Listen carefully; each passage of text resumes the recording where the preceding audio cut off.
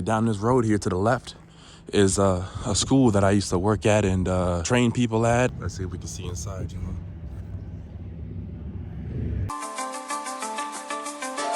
you wanna know something? Every now and then, say what the. So right now we're here in Alhete, about 20-something minutes away from the main airport in Madrid. Just right here, a couple of buildings down, is where I spent about 2 years of my life in total in this indoor facility that we called Lorenzo Indoor Madrid at the time. Basically the main man, the big coach, head coach of the Lorenzo school is Chicho Lorenzo. I was actually living in the same house as him in Alhete here. You know, it was about a 30-minute walk every single morning to get here.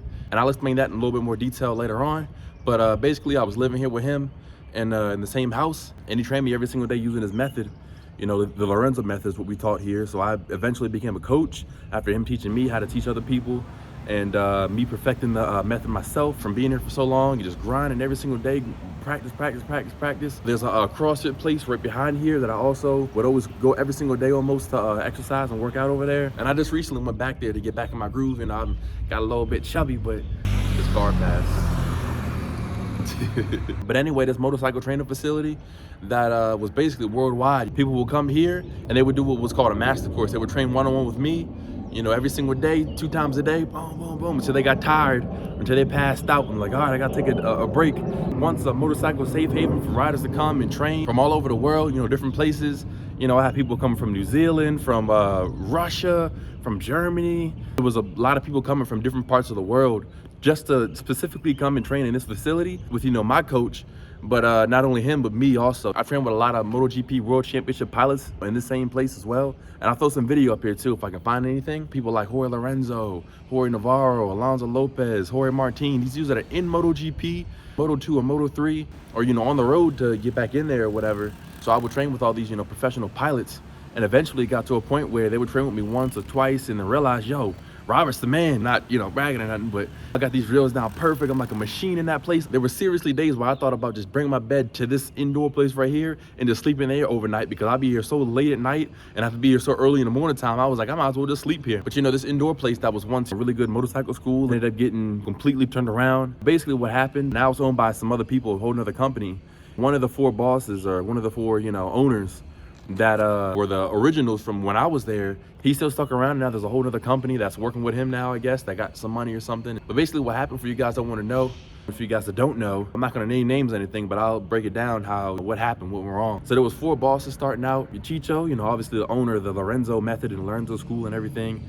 He's the one that came here with the idea and everything. His dream, is what he said, was to build this indoor place and have people come from all over the world and, you know, just build from there.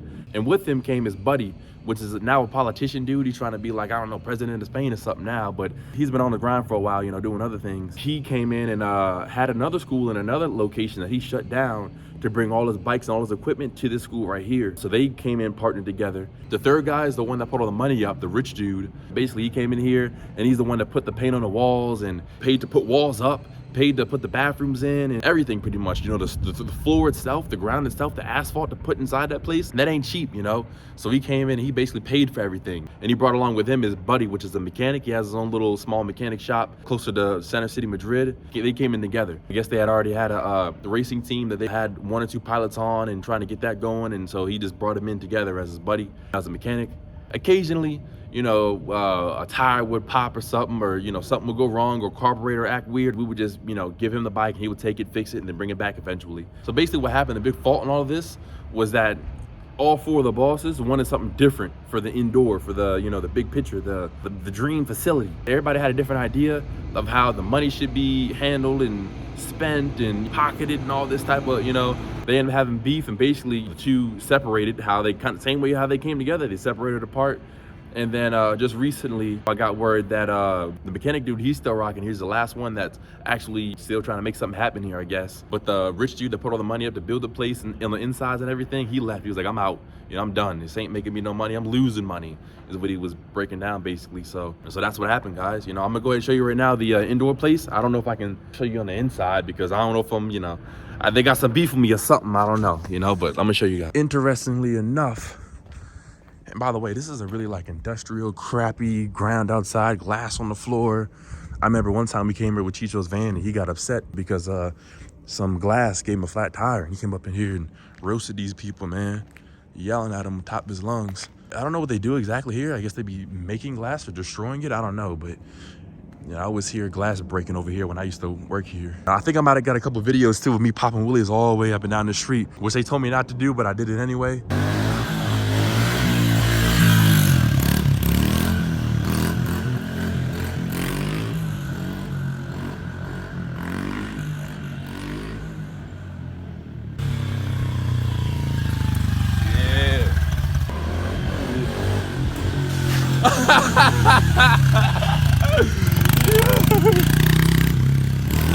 But as you guys can see, all blacked out.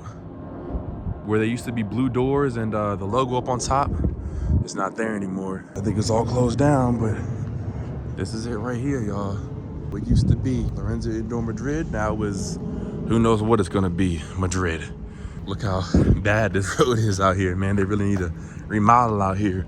You know what's kind of weird is all these businesses are all old industrial spots out here. But anyway, y'all, that's a little story about what happened to the Indoor Madrid, which kind of sucks, honestly, because people like me that, I was in there working every single day. Like, I was in there more than anybody else that was working in there. And for me, that messed me up because once COVID stopped and I was able to return to Spain, I had no place to come back to work at. I had no place to train at. Everything was totally different. I got lucky too, because as soon as I came back here, the very same day that I got here in Spain was the same day that we were taking everything out of the house up here in El Hete.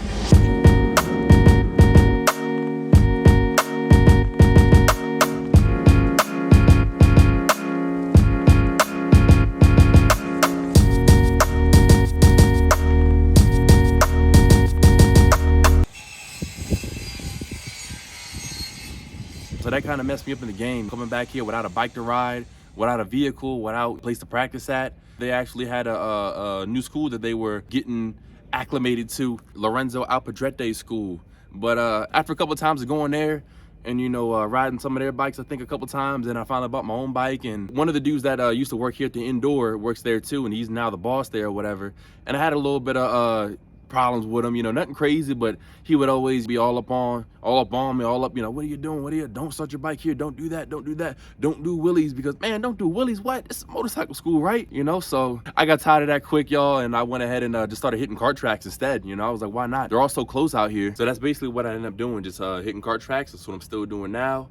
And I plan on hopefully getting a 600 here soon to ride on a big bike out here, getting busy and practicing. But yeah, that's the story about, what happened with the Indoor, for everybody that asks me sometimes, for people that are just curious. So that's basically what happened to that school. Hopefully in the future, I'll be an opportunity to be able to build my own indoor or something like that in America. That'd be dope. But we'll see, I'm gonna keep on working hard, staying dedicated, and stay ready, y'all. Let's go ahead and go back to my mobile office. I got a couple more things I want to tell y'all, all right? Let's go.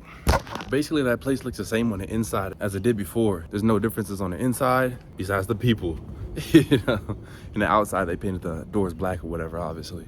What's interesting though is that the dude that's there right now, the last boss that hung around to the end or whatever, I actually saw him training some other people in there while I was still working there. I saw himself trying to train people. What's kind of funny is that I've never seen him train anybody ever, yo, the whole time I've been there. So I guess his first time trying to train some people. He's got 4 grown adults on these little mini bikes trying to do some figure eights. And they're hitting the wall and like falling off the bikes and like, what the heck, what is going on? Yeah, so I was teaching somebody, but I was told to do, all right, go ahead and do this and this and this, and I'll be right back. I'm gonna go help these other people really quick. So I went over to help them because I was like, yo, I don't want nobody getting hurt up in here. Next thing you know, I get blamed for it or something like, some twist to it. So I ran over there to help out real quick. And I helped him out in the figure eights, and I'll teach the people. And he was like, Robert, thank you so much. That was a lot of really good help. And the people was all pumped up. Yeah, all pumped up, because they was getting their knee down or whatever. But yeah, y'all, crazy, how things change. Hold up, y'all, look at this real quick. I forgot how many little stray kitty cats they got out here. All right, little kitty cat. I'm gonna try shoot. I ain't gonna lie, I'm kind of scared, yo. I don't mess with no kitty cats, yo. I don't like little kitty cats, man. They kind of creep me out. They just be looking at you, and I be thinking he gonna attack me because I'm ready. I'll attack him right back. Yo, what's up, y'all? Welcome to my mobile office right here. I'm on my computer editing using Final Cut Pro, some new software I just got. But anyway, it's getting dark soon here.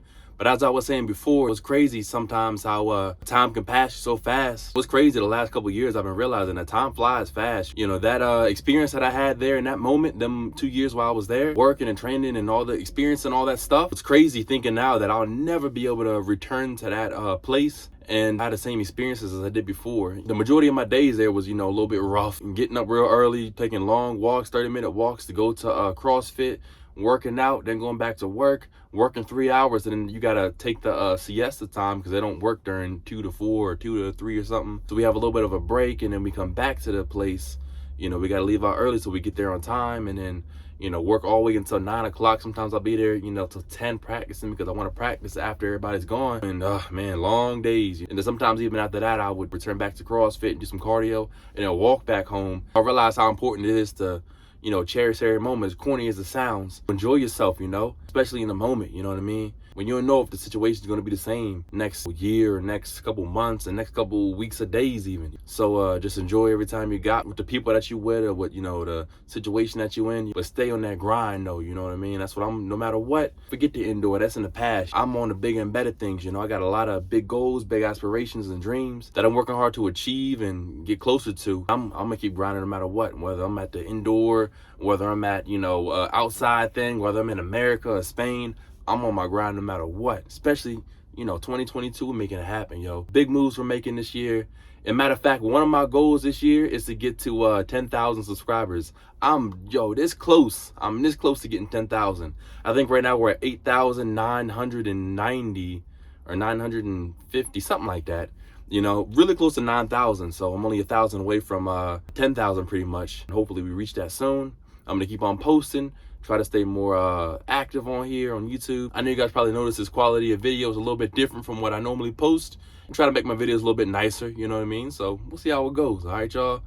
But no matter what, thanks for watching. Tune in for the next video. We got, you know, a lot of cool things happening, and more videos on the way, y'all. Peace.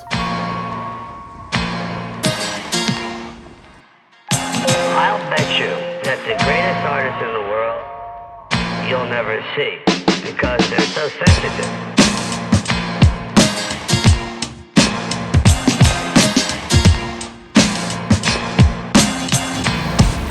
The greatest artists in the world